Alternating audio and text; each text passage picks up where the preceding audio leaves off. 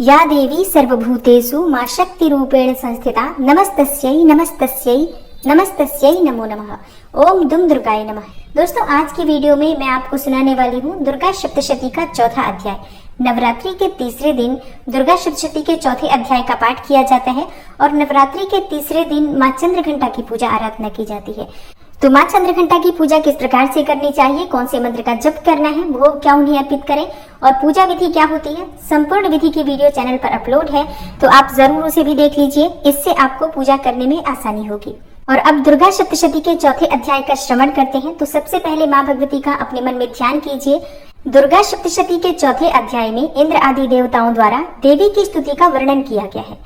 चौथे अध्याय में ऋषि कहते हैं, अत्यंत पराक्रमी दुरात्मा महिषासुर तथा उसकी दैत्य सेना के देवी के हाथ से मारे जाने पर इंद्र आदि देवता प्रणाम के लिए गर्दन तथा कंधे झुकाकर उन भगवती दुर्गा का उत्तम वचनों द्वारा स्तवन करने लगे। उस समय उनके सुंदर अंगों में अत्यंत हर्ष के कारण रोमांच हो आया था। देवता बोले, संपूर्ण देवताओं की शक्ति का समुदाय ही जिसका स्वरूप है तथा जिन देवी ने अपनी शक्ति से संपूर्ण जगत को व्याप्त कर रखा है, समस्त देवताओं और महर्षियों की पूजनीय उन जगदम्बा को हम भक्ति पूर्वक नमस्कार करते हैं। वे हम लोगों का कल्याण करें। जिनके अनुपम प्रभाव और बल का वर्णन करने में भगवान शेषनाग, ब्रह्मा जी तथा महादेव जी भी समर्थ नहीं है, वे भगवती चंडिका संपूर्ण जगत का पालन एवं अशुभ भय का नाश करने का विचार करें। जो पुण्यात्माओं के घरों में स्वयं ही लक्ष्मी रूप से, पापियों के यहाँ दरिद्रता रूप से, शुद्ध अंतःकरण वाले पुरुषों के हृदय में बुद्धि रूप से, सत्पुरुषों में श्रद्धा रूप से तथा कुलीन मनुष्यों में लज्जा रूप से निवास करती हैं, उन आप भगवती दुर्गा को हम नमस्कार करते हैं। हे देवी, आप संपूर्ण विश्व का पालन कीजिए। हे देवी, आपके इस अचिंत्य रूप का, असुरों का नाश करने वाले भारी पराक्रम का तथा समस्त देवताओं और दैत्यों के समक्ष युद्ध में प्रकट किए हुए आपके अद्भुत चरित्रों का हम किस प्रकार वर्णन करें। आप संपूर्ण जगत की उत्पत्ति में कारण हैं। आप में सत्व गुण, रजोगुण और तमोगुण ये तीनों गुण मौजूद है, तो भी दोषों के साथ आपका संसर्ग नहीं जान पड़ता। भगवान विष्णु और महादेव जी आदि देवता भी आपका पार नहीं पाते। आप ही सबका आश्रय हैं। यह समस्त जगत आपका अंशभूत है, क्योंकि आप सबकी आदिभूता, अव्याकृता, पराप्रकृति है। हे देवी, संपूर्ण यज्ञों में जिसके उच्चारण से सब देवता तृप्ति लाभ करते हैं, वह स्वाहा आप ही हैं।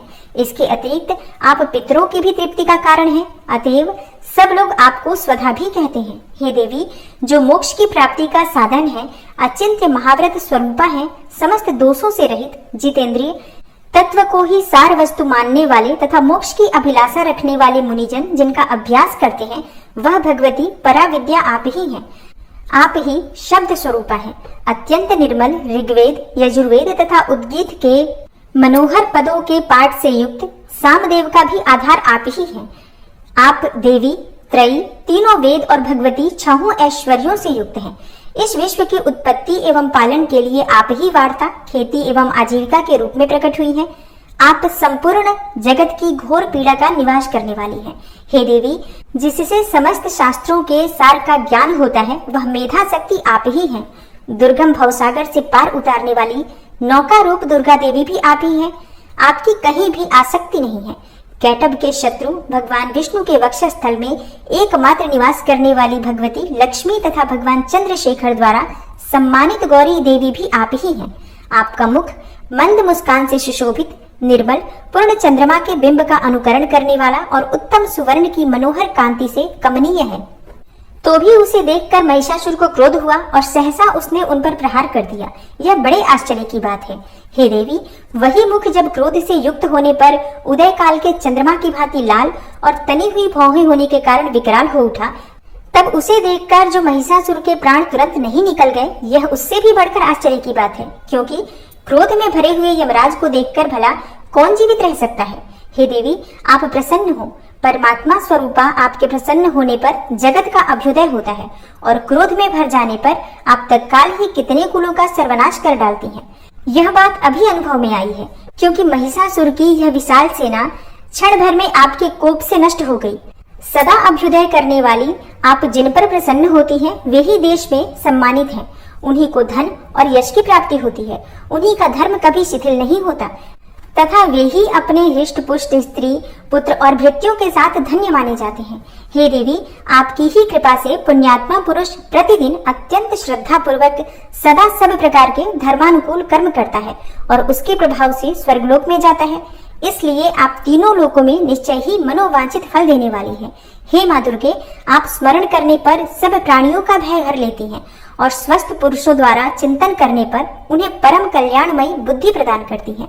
दुख दरिद्रता और भय हरने वाली हे देवी, आपके सिवा दूसरी कौन है जिसका चित्त सबका उपकार करने के लिए सदा ही दयार्द्र रहता हो। हे देवी, इन राक्षसों के मारने से संसार को सुख मिले तथा ये राक्षस चिरकाल तक नरक में रहने के लिए भले ही पाप करते रहे हों, इस समय संग्राम में मृत्यु को प्राप्त होकर स्वर्गलोक में जाएं। निश्चय ही यही सोचकर आप शत्रुओं का वध करती हैं। आप शत्रुओं पर शस्त्रों का प्रहार क्यों करती हैं? समस्त असुरों को दृष्टिपात मात्र से ही भस्म क्यों नहीं कर देती? इसमें एक रहस्य है। ये शत्रु भी हमारे शस्त्रों से पवित्र होकर उत्तम लोकों में जाएं। इस प्रकार उनके प्रति भी आपका विचार अत्यंत उत्तम रहता है।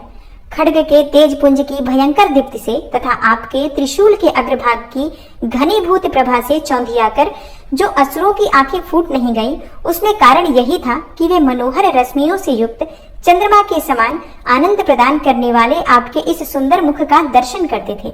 हे देवी, आपका शील दुराचारियों के बुरे बर्ताव को दूर करने वाला है। साथ ही यह रूप ऐसा है जो कभी चिंतन में भी नहीं आ सकता और जिसकी कभी दूसरों से तुलना भी नहीं हो सकती, तथा आपका बल और पराक्रम तो उन दैत्यों का भी नाश करने वाला है जो कभी देवताओं के पराक्रम को भी नष्ट कर चुके थे। इस प्रकार आपने शत्रुओं पर भी अपनी दया ही प्रकट की है। वरदायिनी हे देवी, आपके इस पराक्रम की किसके साथ तुलना हो सकती है? तथा शत्रुओं को भय देने वाला एवं अत्यंत मनोहर ऐसा रूप भी आपके सिवा और कहाँ है? हृदय में कृपा और युद्ध में निष्ठुरता, ये दोनों बातें तीनों लोकों के भीतर केवल आप में ही देखी गई हैं। हे माता, आपने शत्रुओं का नाश करके इस समस्त त्रिलोकी की रक्षा की है। उन शत्रुओं को भी युद्ध भूमि में मारकर स्वर्गलोक में पहुंचाया है तथा उन्मत्त दैत्यों से प्राप्त होने वाले हम लोगों के भय को भी दूर कर दिया है। आपको हमारा नमस्कार है। हे देवी, आप शूल से हमारी रक्षा करें। हे अंबिके, आप खड्ग से भी हमारी रक्षा करें तथा घंटा की ध्वनि और धनुष की टंकार से भी हम लोगों की रक्षा करें। हे चंडिके, पूर्व पश्चिम और दक्षिण दिशा में आप हमारी रक्षा करें तथा हे ईश्वरी, अपने त्रिशूल को घुमाकर आप उत्तर दिशा में भी हमारी रक्षा करें। तीनों लोकों में आपके जो परम सुंदर एवं अत्यंत भयंकर रूप विचरते हैं, उनके द्वारा भी आप हमारी तथा इस भूलोक की रक्षा करें। हे अंबिके, आपके कर पल्लवों में शोभा पाने वाले खड्ग, शूल और गदा आदि जो जो अस्त्र हो, उन सब के द्वारा आप सब ओर से हम लोगों की रक्षा करें। तब ऋषि कहते हैं, इस प्रकार जब देवताओं ने जगन माता दुर्गा की स्तुति की और नंदन वन के दिव्य पुष्पों एवं गंध चंदन आदि के द्वारा उनका पूजन किया, फिर सबने मिलकर जब भक्ति पूर्वक दिव्य धूपों की सुगंध निवेदन की, तब देवी ने प्रसन्न वदन होकर प्रणाम करते हुए सब देवताओं से कहा। देवी बोली, देवताओं, तुम सब लोग मुझसे जिस वस्तु की अभिलाषा रखते हो उसे मांगो। देवता बोले, भगवती ने हमारी सब इच्छा पूर्ण कर दी है, अब कुछ भी बाकी नहीं है, क्योंकि हमारा यह शत्रु महिषासुर मारा गया। हे महेश्वरी, इतने पर भी यदि आप हमें और वर देना चाहती हैं, तो हम जब जब आपका स्मरण करें तब तब आप दर्शन देकर हम लोगों के महान संकट दूर कर दिया करें तथा प्रसन्न मुखी अंबिके, जो मनुष्य इन स्तोत्रों द्वारा आपकी स्तुति करे, उसे वित्त, समृद्धि और वैभव देने के साथ ही उसकी धन और स्त्री आदि संपत्ति को भी बढ़ाने के लिए आप सदा हम पर प्रसन्न रहें। ऋषि कहते हैं, हे राजन, देवताओं ने जब अपने तथा जगत के कल्याण के लिए भद्रकाली देवी को इस प्रकार प्रसन्न किया, तब वे तथास्तु कहकर वहीं अंतर्ध्यान हो गईं। हे भूपाल, इस प्रकार पूर्व काल में तीनों लोकों का हित चाहने वाली देवी जिस प्रकार देवताओं के शरीरों से प्रकट हुई थी, वह सब कथा मैंने कह सुनाई। अब पुनः देवताओं का उपकार करने वाली वे देवी दुष्ट दैत्यों तथा शुंभ निशुंभ का वध करने एवं सब लोगों की रक्षा करने के लिए गौरी देवी के शरीर से जिस प्रकार प्रकट हुई थी, वह सब प्रसंग मेरे मुंह से सुनो। मैं उसका तुमसे यथावत वर्णन करता हूँ। ओम नमः चंडिकायै। इस प्रकार श्री मार्कंडेय पुराण में सावर्णिक मनवंतर की कथा के अंतर्गत देवी महात्म्य में सक्रादि स्तुति नामक चौथा अध्याय पूरा हुआ। ओम नमः चंडिकायै। माँ दुर्गा के चंडी रूप को हमारा नमन है। यह भगवान ब्रह्मा जी के द्वारा लिखा गया चंडी कवच है, जिसमें कुल 56 छंद हैं। चामुंडा देवता, दिग्बंध देवता, जगदम्बा माता इत्यादि का ध्यान करके हम इस दुर्गा सप्तशती के पाठ का प्रारंभ कर रहे हैं। मार्कंडेय जी पितामह ब्रह्मा जी से कह रहे हैं कि हे भगवान ब्रह्मा, जो इस विश्व में गोपनीय है वह रहस्यपूर्ण है तथा जो सभी की रक्षा करता है और हमें अधर्म से बचाता है, साथ ही जिसे आपने अभी तक किसी को दिखाया भी नहीं है, ऐसा कोई साधन या उपाय मुझे बताइए। मार्कंडेय जी के इस प्रश्न पर भगवान ब्रह्मा कहते हैं कि उस साधन का नाम तो देवी कवच ही है, जो इस विश्व में अत्यधिक गोपनीय है। वह देवी कवच सभी का कल्याण करने वाला, पवित्रता और पुण्य देने वाला है। आपको इसी का ही जाप करना चाहिए, इससे ही आपका उद्धार होगा। माँ दुर्गा की 9 मूर्तियां हैं। माँ दुर्गा का प्रथम स्वरूप है माँ शैलपुत्री, दूसरा स्वरूप है माँ ब्रह्मचारिणी, माँ दुर्गा का तीसरा स्वरूप है माँ चंद्रघंटा और चौथा स्वरूप है माँ कुष्मांडा। उनका 5वां रूप स्कंद माता का है और छठा रूप माँ कात्यायनी है। 7वां स्वरूप है माँ कालरात्रि का और 8वां स्वरूप माँ महागौरी के नाम से प्रसिद्ध है। माँ दुर्गा का 9वां रूप है माँ सिद्धिदात्री। यही नव दुर्गा के रूप हैं जिसे भगवान ब्रह्मा के द्वारा वेदों के माध्यम से बताया गया है। जो मनुष्य अग्नि में जल रहा हो, सभी ओर से शत्रुओं से घिर गया हो, विपरीत परिस्थितियों का सामना कर रहा हो और उस समय यदि वह माँ दुर्गा की शरण में जाता है तो उसका कभी भी बुरा नहीं हो सकता है। अर्थात माँ दुर्गा का ध्यान किए जाने पर माँ दुर्गा उसकी हर परिस्थिति में सहायता करती हैं। यदि युद्ध का समय हो और मनुष्य संकटों में घिरा हुआ हो तो भी माँ दुर्गा के प्रभाव से उसका कुछ भी बुरा नहीं होता है। माँ दुर्गा उसके दुख, पीड़ा, भय इत्यादि का नाश कर देती हैं। जो भी भक्तगण माँ दुर्गा की भक्ति करता है, माँ दुर्गा अवश्य ही उन्हें अभय दान देती हैं। जो कोई भी देवी दुर्गा का ध्यान करता है, माँ दुर्गा उसकी हर प्रकार से रक्षा करती हैं और इस बात में कोई भी संशय नहीं है। चामुंडा माता का वाहन प्रेत है और वे उस पर सवारी करती हैं। वाराही माता का वाहन भैंसा है। ऐन्द्री माता का वाहन हाथी है तो वही वैष्णवी माता का वाहन गरुड़ है। भगवान शिव की पत्नी व सभी की ईश्वरी माँ पार्वती का वाहन वृषभ है। कुमारी माता का वाहन मोर है। लक्ष्मी माता कमल के आसन पर विराजमान है और उन्होंने अपने हाथों में भी कमल लिया हुआ है। वे भगवान विष्णु को अत्यधिक प्रिय है। वृषभ पर बैठी हुई माँ पार्वती का रंग सफेद है। भगवान ब्रह्मा की पत्नी माँ ब्राह्मी या माँ सरस्वती हंस पर बैठी हुई है और सभी प्रकार के आभूषण पहने हुए हैं। इस प्रकार से माता रानी अपने भिन्न भिन्न रूपों में सभी तरह के योग व शक्तियों को ली हुई हैं। उन्होंने कई प्रकार के आभूषण व रत्न पहने हुए हैं जो उनकी शोभा को बढ़ा रहे हैं। माँ दुर्गा का एक रूप अत्यधिक क्रोध में रथ पर बैठा हुआ दिखाई देता है, जो दुष्टों का नाश करने के लिए है। वे अपने हाथ में शंख, सुदर्शन चक्र, गदा, हल, मूसल इत्यादि लिए हुए हैं। इसके अलावा उन्होंने अपने हाथों में खेटक, तोमर, परशु, पाश, त्रिशूल तथा उत्तम कोटि का धनुष भी लिया हुआ है। माँ दुर्गा दैत्यों, दुष्टों व राक्षसों का नाश कर देती है, भक्तों का कल्याण करती हैं तथा देवताओं का सदैव हित करती हैं। इसी उद्देश्य के तहत ही उन्होंने भिन्न भिन्न भांति के अस्त्र शस्त्र लिए हुए हैं। माँ दुर्गा के महारुद्र, प्रलयंकारी, पराक्रमी, महाशक्तिशाली, अत्यधिक उत्साही तथा भय का नाश कर देने वाले इस रूप को हम सभी नमस्कार करते हैं। माँ देवी के उस प्रलयंकारी रूप की ओर देखना भी बहुत मुश्किल है, जो शत्रुओं का भय बढ़ाने का कार्य करता है। पूर्व दिशा में इंद्री देवी मेरी रक्षा कीजिए, आग्नेय दिशा में अग्नि देवी मेरी रक्षा कीजिए, दक्षिण दिशा में वाराही माता, नैऋत्य कोण में खड़गधारिणी माँ, पश्चिम दिशा में वारुणी देवी और वायव्य कोण में मृगवाहिनी देवी मेरी रक्षा कीजिए।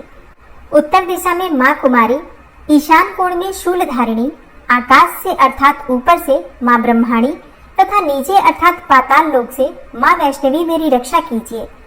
राक्षसों के शवों को अपने वाहन के रूप में उपयोग में लाने वाली माँ चामुंडा देवी, आप दशों दिशाओं से मेरी रक्षा कीजिए।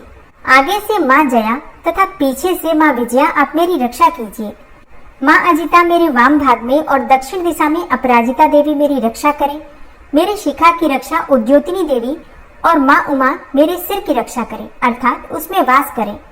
आप मेरे ललाट की मालाधारी के रूप में और भौहों का यशस्विनी के रूप में संरक्षण करें। भौहों के बीच में त्रिनेत्र के रूप में और नाक की यम घंटा के रूप में रक्षा करें। दोनों आंखों के बीच में शंख माता के रूप में और कानों की द्वारवासिनी के रूप में रक्षा करें। मेरे कपाल की कालिका के रूप में और कानों के मूल की शांकरी देवी रक्षा करे। नासिका की सुगंधा देवी और होठ के ऊपरी भाग की चर्चिका देवी रक्षा करे। होठ के निचले भाग की रक्षा अमृत कला देवी और जीभ की सरस्वती देवी रक्षा करे। मेरे दांतों की कुमारी देवी, कंठ की चंडिका देवी, घंटिका की चित्रघंटा देवी और तालु की महामाया देवी रक्षा करे। मेरी ठोड़ी की कामाक्षी देवी, वाणी की सर्वमंगला देवी, ग्रीवा की भद्रकाली तथा मेरुदंड की धनुर्धारी देवी रक्षा करे। बाहरी कंठ की नीलग्रीवा देवी, कंठ नलिका की नलकुबरी, कंधों की खड़गनी देवी और भुजाओं की वज्रधारिणी देवी रक्षा करे। दोनों हाथों की दंडिनी देवी, अंगुलियों की जगदम्बिका माता, नाखूनों की शूलेश्वरी देवी और पेट की कुलेश्वरी देवी रक्षा करे। स्तनों की महादेवी, मन की शोक विनाशिनी देवी, हृदय की ललिता देवी और उदर की शूलधारिणी देवी रक्षा करे। नाभि की कामिनी देवी, गुहा की गुहेश्वरी देवी, लिंग की पूतना व कामिका देवी तथा गुदा की महिषवासिनी देवी रक्षा करे। कटिभाग की भगवती देवी, घुटनों की विंध्यवासिनी देवी, जांघों की महाबला देवी रक्षा करे और सभी कामनाओं को पूरा करे। मेरी घुट्टियों की नारसिंही देवी, पैरों के आगे भाग की तेजसी देवी, पैरों की उंगलियों की श्री देवी और पैरों के तले की तलवासिनी देवी रक्षा करे। पैरों के नाखूनों की दृष्टा कराली देवी, केशों की ऊर्ध्वकेशिनी देवी, रोम छिद्रों की कौबेरी देवी तथा त्वचा की बागेश्वरी देवी रक्षा करें। माँ पार्वती देवी मेरे रक्त, मांस, हड्डियों इत्यादि की रक्षा करें। आंतों की कालरात्रि देवी और पित्त की मुकुटेश्वरी देवी रक्षा करें। पद्म कोशों की माँ पद्मावती देवी, कफ की चूड़ामणि देवी, नाखूनों की धार की ज्वालामुखी देवी और शरीर की संधियों की अभेद्या देवी रक्षा करें। मेरे वीर्य की रक्षा माँ ब्रह्माणी देवी, छाया की छत्रेश्वरी देवी तथा धर्मधारिणी देवी मेरे अहंकार व मन और बुद्धि की रक्षा करें। हे माँ दुर्गा, आप मेरे प्राणों, व्यान, उदान की समान रूप से रक्षा करें। वज्रहस्ता देवी मेरे प्राणों की रक्षा करें और मेरा कल्याण करें। आप मेरी सभी इंद्रियों, रस, रूप, गंध, शब्द व स्पर्श में बसती हैं। हे नारायणी देवी, आप मेरे सत्व गुण, रज गुण व तमो गुण की रक्षा करें। मेरे आयु की वाराही देवी, वैष्णवी देवी धर्म की, यश व कीर्ति की लक्ष्मी देवी तथा धन व विद्या की चक्रिणी देवी रक्षा करें। इंद्रा देवी मेरे गोत्र की, चंडी देवी मेरे पशुओं की, महालक्ष्मी देवी मेरे पुत्रों की और भैरवी देवी मेरी पत्नी की रक्षा करें। मेरे पथ की सुपथा देवी और उस मार्ग की क्षेमकरी देवी, राजा के दरबार में महालक्ष्मी देवी तथा सभी जगह निवास करने वाली विजया देवी मेरे भय की रक्षा करें। हे माँ दुर्गा, जो भी स्थान या अंग इस देवी कवच में रह गया है और वह अभी भी रक्षा करने योग्य है, तो आप उसकी भी रक्षा कीजिए। आप मेरे पापों का नाश करके मेरा उद्धार कीजिए।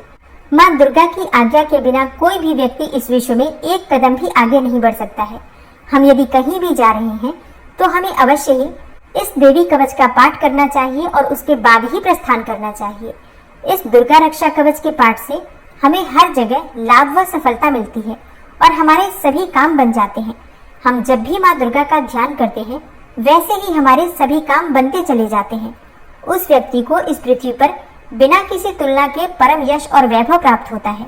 जो भी भक्तगण इस देवी रक्षा कवच का पाठ करता है, उसका भय समाप्त हो जाता है, युद्ध में उसकी विजय होती है तथा वह तीनों लोकों में पूजनीय हो जाता है। देवी माता का यह रक्षा कवच देवताओं तक के लिए बहुत दुर्लभ है। जो व्यक्ति इस देवी कवच का तीनों समय श्रद्धा भाव के साथ पाठ करता है, उसे देवी माता की कृपा से तीनों लोकों में विजय मिलती है। वह अकाल मृत्यु के भय से दूर होता है तथा 100 वर्षों से भी अधिक समय तक जीवित रहता है। इस दुर्गा कवच के पाठ से व्यक्ति के शरीर में होने वाले हर तरह के रोग समाप्त हो जाते हैं। उसके शरीर में बनने वाला विष भी समाप्त हो जाता है तथा कोई रोग उसका कुछ भी बिगाड़ नहीं सकता है। जो भी मनुष्य इस दुर्गा रक्षा कवच को अपने हृदय में धारण कर लेता है, उस पर इस पृथ्वी पर होने वाले सभी तरह के अभिचारण मंत्र, तंत्र का प्रभाव समाप्त हो जाता है। सभी तरह की डाकिनी, शाकिनी, अंतरिक्ष में रहने वाले अति शक्तिशाली व भयंकर डाकिन, भूत, पिशाच, यक्ष, गंधर्व, राक्षस, ब्रह्म राक्षस, वेताल, कुष्मांडा, भैरव इत्यादि सभी तरह की नकारात्मक शक्तियों के प्रभाव इस दुर्गा कवच के माध्यम से समाप्त हो जाते हैं। इस रक्षा कवच का पाठ करने वाला व्यक्ति राजा से सम्मान प्राप्त करता है और उसकी सुख संपत्ति में वृद्धि होती है। जो भी व्यक्ति इस देवी कवच का पाठ करता है उसका हर जगह यश बढ़ता ही जाता है, और जो भी इस कवच का 7 बार जाप करता है उसका वंश इस पृथ्वी के अंत तक रहता है। इसके पश्चात जब उसकी मृत्यु हो जाती है तब वह माँ दुर्गा के आशीर्वाद से परम स्थान को प्राप्त करता है, जो देवताओं को भी अत्यंत दुर्लभ है। उसे महामाया का प्रसाद मिलता है और उसकी मुक्ति हो जाती है। वह माँ दुर्गा के आशीर्वाद से सुंदर रूप को धारण करता है और भगवान शिव के समान आनंद प्राप्त करता है। और अब पूरे भक्तिभाव से माँ दुर्गा का ध्यान करके अर्गला स्तोत्र का पाठ करते हैं। ओम नमः चंडिकायै। माँ चंडिका देवी को नमस्कार है। मार्कंडेय ऋषि जी कहते हैं, जयंती अर्थात सबसे उत्कृष्ट एवं विजयशालिनी, मंगला अर्थात अपने भक्तों के जन्म मरण आदि संसार बंधन को दूर करने वाली मोक्षदायिनी मंगलदायी देवी, काली अर्थात प्रलय काल में संपूर्ण सृष्टि को अपना ग्रास बना लेने वाली देवी, भद्रकाली अर्थात अपने भक्तों के लिए ही भद्र अथवा मंगल स्वीकार करने वाली, कपालिनी अर्थात हाथ में कपाल तथा गले में मुंडमाला धारण करने वाली, दुर्गा अर्थात कर्म एवं उपासना स्वरूप दुस्साध्य साधन से प्राप्त होने वाली, क्षमा अर्थात अत्यंत करुणामय स्वभाव होने के कारण अपने भक्तों के सारे अपराध क्षमा करने वाली, शिवा अर्थात सबका कल्याण करने वाली, धात्री अर्थात संपूर्ण प्रपंच को धारण करने वाली, स्वाहा अर्थात स्वाहा रूप से यज्ञ भाग ग्रहण करके देवताओं का पोषण करने वाली, और स्वधा अर्थात स्वधा रूप से श्राद्ध और तर्पण को स्वीकार करके पितरों का पोषण करने वाली। इन नामों से प्रसिद्ध हे जगदम्बिके, तुम्हें मेरा नमस्कार है। हे देवी चामुंडे, तुम्हारी जय हो। संपूर्ण प्राणियों की पीड़ा हरने वाली देवी, तुम्हारी जय हो। सब में व्याप्त रहने वाली देवी, तुम्हारी जय हो। हे कालरात्रि, तुम्हें नमस्कार है। मधु और कैटब को मारने वाली तथा ब्रह्मा जी को वरदान देने वाली देवी, तुम्हें नमस्कार है। तुम मुझे रूप दो, जय दो, यश दो और काम क्रोध आदि शत्रुओं का नाश करो। महिषासुर का नाश करने वाली तथा भक्तों को सुख देने वाली हे देवी, तुम्हें नमस्कार है। तुम रूप दो, जय दो, यश दो और काम क्रोध आदि शत्रुओं का नाश करो। रक्त बीज का वध और चंड मुंड का विनाश करने वाली हे देवी, तुम रूप दो, जय दो, यश दो और काम क्रोध आदि शत्रुओं का नाश करो। शुंभ और निशुंभ तथा धूम्रलोचन का मर्दन करने वाली हे देवी, तुम रूप दो, जय दो, यश दो और काम क्रोध आदि शत्रुओं का नाश करो। सबके द्वारा वंदित युगल चरणों वाली तथा संपूर्ण सौभाग्य प्रदान करने वाली हे देवी, तुम रूप दो, जय दो, यश दो और काम क्रोध आदि शत्रुओं का नाश करो। हे देवी, तुम्हारे रूप और चरित्र अचिंत्य है। तुम समस्त शत्रुओं का विनाश करने वाली हो। तुम रूप दो, जय दो, यश दो और काम क्रोध आदि शत्रुओं का नाश करो। पापों को दूर करने वाली हे चंडिके, जो भक्ति पूर्वक तुम्हारे चरणों में सर्वदा मस्तक झुकाते हैं, उन्हें रूप दो, जय दो, यश दो और उनके काम क्रोध आदि शत्रुओं का नाश करो। रोगों का नाश करने वाली हे चंडिके, जो भक्ति पूर्वक तुम्हारी स्तुति करते हैं, उन्हें रूप दो, जय दो, यश दो और उनके काम क्रोध आदि शत्रुओं का नाश करो। हे चंडिके, इस संसार में जो भक्ति पूर्वक तुम्हारी पूजा करते हैं, उन्हें रूप दो, जय दो, यश दो और उनके काम क्रोध आदि शत्रुओं का नाश करो। मुझे सौभाग्य और आरोग्य दो, परम सुख दो। रूप दो, जय दो, यश दो और मेरे काम क्रोध आदि शत्रुओं का नाश करो। जो मुझसे द्वेष रखते हो उनका नाश और मेरे बल की वृद्धि करो। रूप दो, जय दो, यश दो और मेरे काम क्रोध आदि शत्रुओं का नाश करो। हे देवी, मेरा कल्याण करो, मुझे उत्तम संपत्ति प्रदान करो। रूप दो, जय दो, यश दो और मेरे काम क्रोध आदि शत्रुओं का नाश करो। हे अंबिके, देवता और असुर दोनों ही अपने माथे के मुकुट की मणियों को तुम्हारे चरणों पर घिसते रहते हैं। तुम रूप दो, जय दो, यश दो और काम क्रोध आदि शत्रुओं का नाश करो। तुम अपने भक्त जनों को विद्वान, यशस्वी और लक्ष्मीवान बनाओ तथा रूप दो, जय दो, यश दो और उनके काम क्रोध आदि शत्रुओं का नाश करो। प्रचंड दैत्यों के दर्प का दलन करने वाली हे चंडिके, मुझ शरणागत को रूप दो, जय दो, यश दो और मेरे काम क्रोध आदि शत्रुओं का नाश करो। चतुर्मुख ब्रह्मा जी के द्वारा प्रशंसित चार भुजाधारिणी हे परमेश्वरी, तुम रूप दो, जय दो, यश दो और काम क्रोध आदि शत्रुओं का नाश करो। हे देवी अंबिके, भगवान विष्णु नित्य निरंतर भक्ति पूर्वक तुम्हारी स्तुति करते रहते हैं। तुम रूप दो, जय दो, यश दो और काम क्रोध आदि शत्रुओं का नाश करो। हिमालय कन्या पार्वती के पति महादेव जी के द्वारा प्रशंसित होने वाली हे परमेश्वरी, तुम रूप दो, जय दो, यश दो और काम क्रोध आदि शत्रुओं का नाश करो।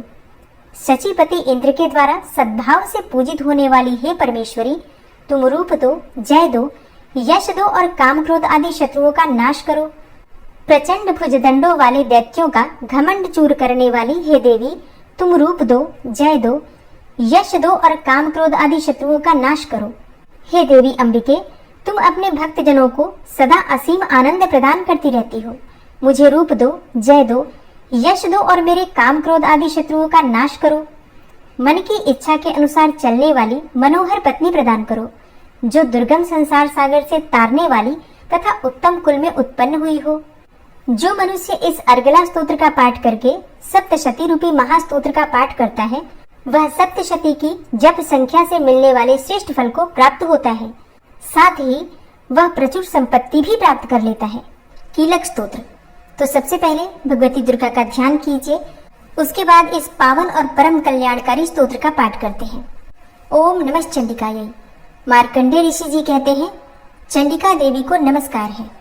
विशुद्ध ज्ञान ही जिनका शरीर है, तीनों वेद ही जिनके तीनों दिव्य नेत्र हैं, और जो कल्याण प्राप्ति के हेतु हैं तथा अपने मस्तक पर अर्धचंद्र का मुकुट धारण करते हैं, उन भगवान शिव को नमस्कार है।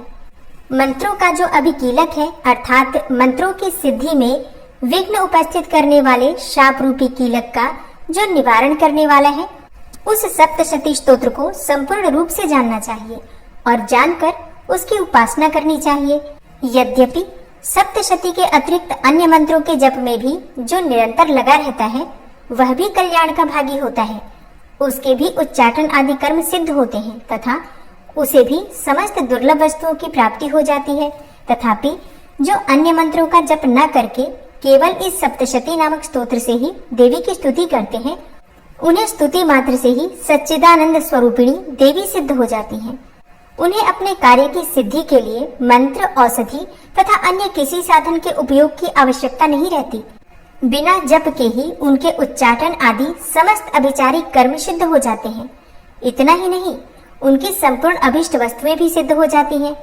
लोगों के मन में यह शंका थी कि जब केवल सप्तशती की उपासना से अथवा सप्तशती को छोड़कर अन्य मंत्रों की उपासना से भी समान रूप से सब कार्य सिद्ध होते हैं, तब इनमें श्रेष्ठ कौन सा साधन है।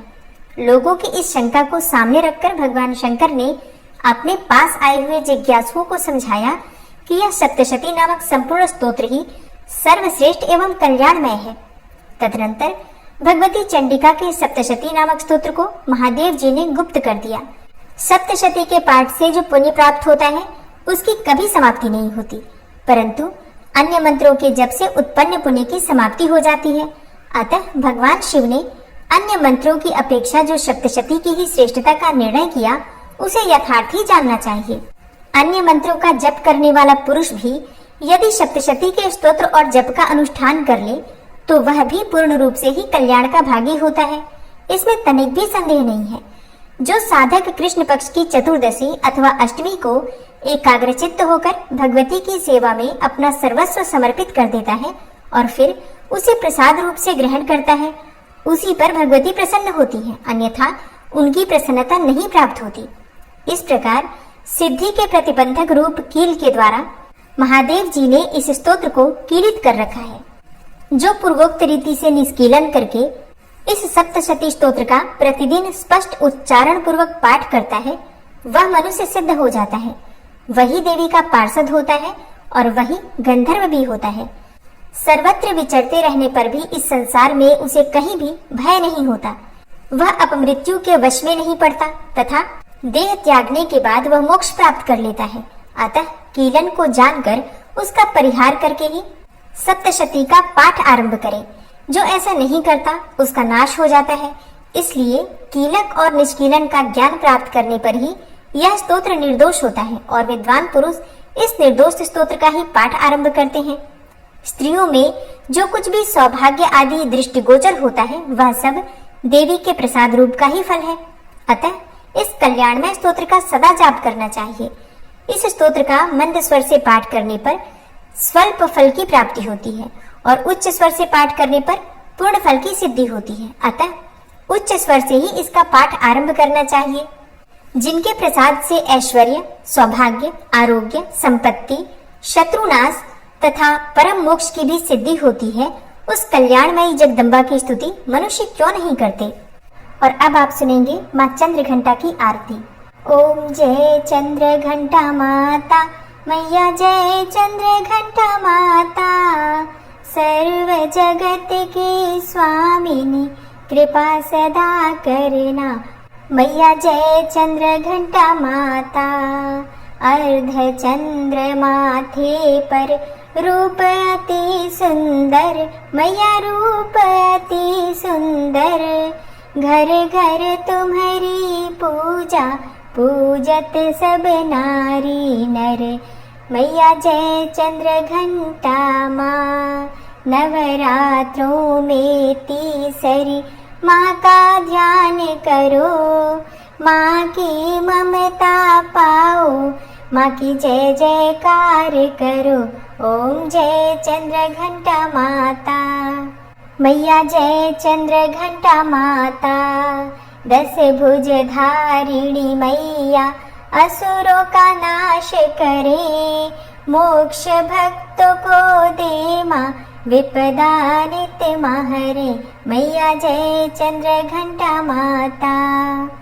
खड़ग खपर धारिणी माँ जग जननी है माँ, मैया जग जननी है माँ। दिव्य करे साधक को करती माँ करुणा, मैया जय चंद्र घंटा माता। कल्याणकारी मैया सब दुखों का नाश करे, मैया सब दुख नाश करे। मंगल मंगल नित्य हो जो माँ की पूजा करे, मैया जय चंद्र घंटा माता। अनुपम रूप है माँ का, धर्म सदा ही बढ़े, मैया धर्म सदा ही बढ़े। कारज सिद्ध करो माँ, द्वार तेरे हैं खड़े, मैया जय चंद्र घंटा माता। श्रद्धा के पुष्प मैया को नित्य ही अर्पित करो, भक्तों नित्य ही अर्पित करो। माँ के ध्यान में रम कर जीवन सफल करो, भक्तों जीवन सफल करो। चंद्र घंटा मैया की आरती नित्य गाओ, भक्तों आरती नित्य गाओ। इच्छा पूरी होगी माँ की शरण जाओ, भक्तों माँ की शरण जाओ। जय चंद्र घंटा माता, मैया जय चंद्र घंटा माँ। सर्व जगत की स्वामिनी कृपा सदा करना, मैया जय चंद्र घंटा माँ। माँ की आरती करने के बाद क्षमा प्रार्थना जरूर करनी चाहिए। तो दोनों हाथ जोड़कर माँ से क्षमा प्रार्थना करते हैं।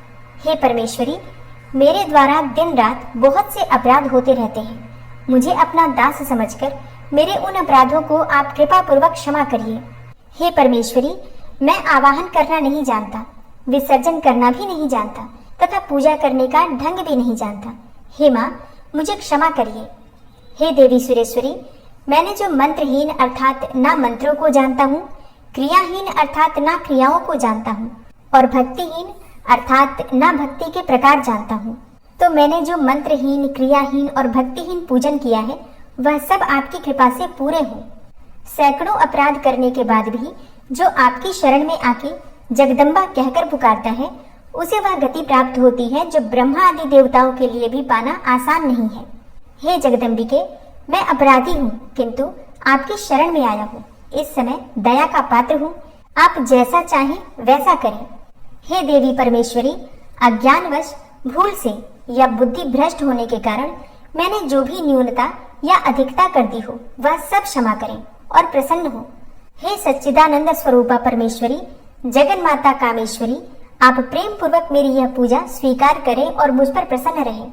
हे देवी सुरेश्वरी, आप गोपनीय से भी गोपनीय वस्तु की रक्षा करने वाली हैं। मेरे निवेदन किए हुए इस जप को ग्रहण करिए। आपकी कृपा से मुझे सिद्धि की प्राप्ति हो। इस प्रकार क्षमा प्रार्थना मंत्र के पाठ से दुर्गा माता आपके जाने अनजाने में हुए सारे अपराधों को क्षमा करेंगी और उनकी कृपा सदैव आपके ऊपर बनी रहेगी। तो दोस्तों, उम्मीद करती हूँ आज की वीडियो आपके लिए अवश्य उपयोगी होगी। अगर वीडियो पसंद आई हो तो लाइक कीजिए और अगर संभव हो तो वीडियो को ज्यादा से ज्यादा शेयर कीजिए। और अगर आप चैनल पर पहली बार आए हैं, अभी तक आपने चैनल को सब्सक्राइब नहीं किया है, तो आज की वीडियो अगर आपको अच्छी लगे तो चैनल को सब्सक्राइब करके बेल आइकन को जरूर प्रेस कर लीजिए। इससे ये होगा कि इस चैनल पर जो नई वीडियो अपलोड होंगी उनकी नोटिफिकेशन आपको सही समय पर प्राप्त होगी। मिलती हूँ मैं आपसे अगली वीडियो में, तब तक के लिए जय श्री राधे।